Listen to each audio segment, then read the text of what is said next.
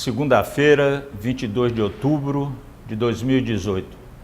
Nós estamos a uma semana da votação em segundo turno para presidente da República, que vai definir o futuro do país.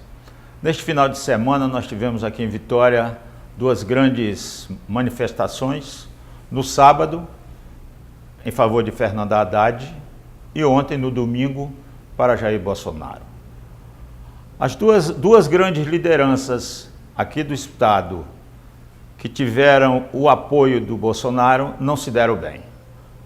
A primeira, o senador Magno Malta, que não conseguiu se eleger, e o outro, um dos poucos candidatos ao governo dos estaduais, o deputado federal Carlos Manato, que também saiu derrotado.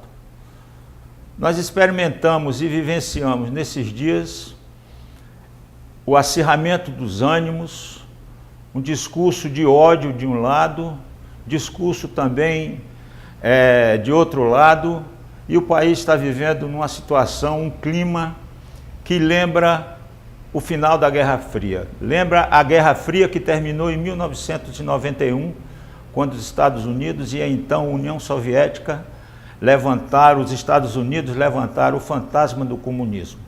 E nós vemos aqui no Brasil, aqui em Vitória, nós vemos todo mundo gritando que é contra o comunismo, que o vermelho, que a bandeira vermelha não pode ficar, que nossa bandeira é verde e amarela.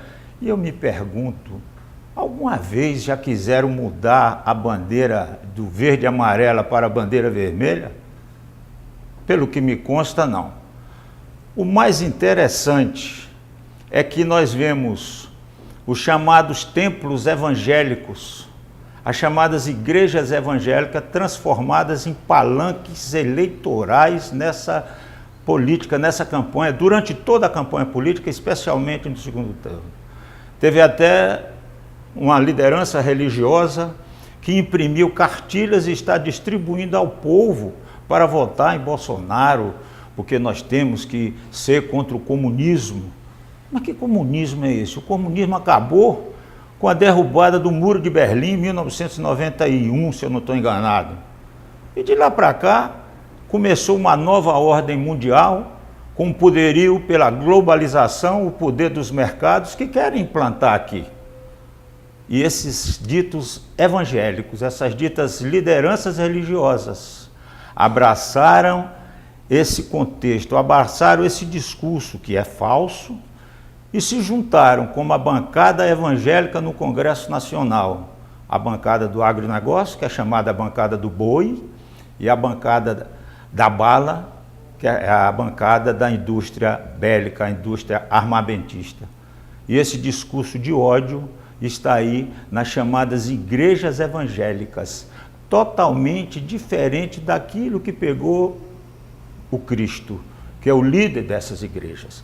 Então é uma coisa que me chama a atenção e eu queria encerrar esse momento político lendo um discurso de um pastor alemão, Martin Niemöller, se é que eu estou falando certo, que eu não sei falar alemão, que diz assim: ele viveu em 1930 do século passado, antes da ascensão de Hitler ao nazismo, e diz assim, o título do discurso que ele fez, que depois se transformou num poema, com o título "E não sobrou ninguém", diz assim: primeiro levaram os comunistas, mas não me importei com isso, eu não era comunista. Em seguida levaram os sociais-democratas, mas não me importei com isso, eu também não era social-democrata. Depois levaram os judeus, e eu não me importei com isso, eu não era judeu. Depois levaram os sindicalistas, mas não me importei com isso, porque eu não era sindicalista.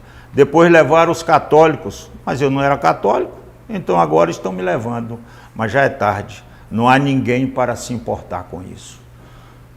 Que nós possamos refletir durante esta semana, para domingo que vem, nós possamos votar no que melhor convém à paz, no que melhor convém a um país mais igual, a um país sem preconceito, a um país que não olha só para punir os pobres, os pretos e os favelados.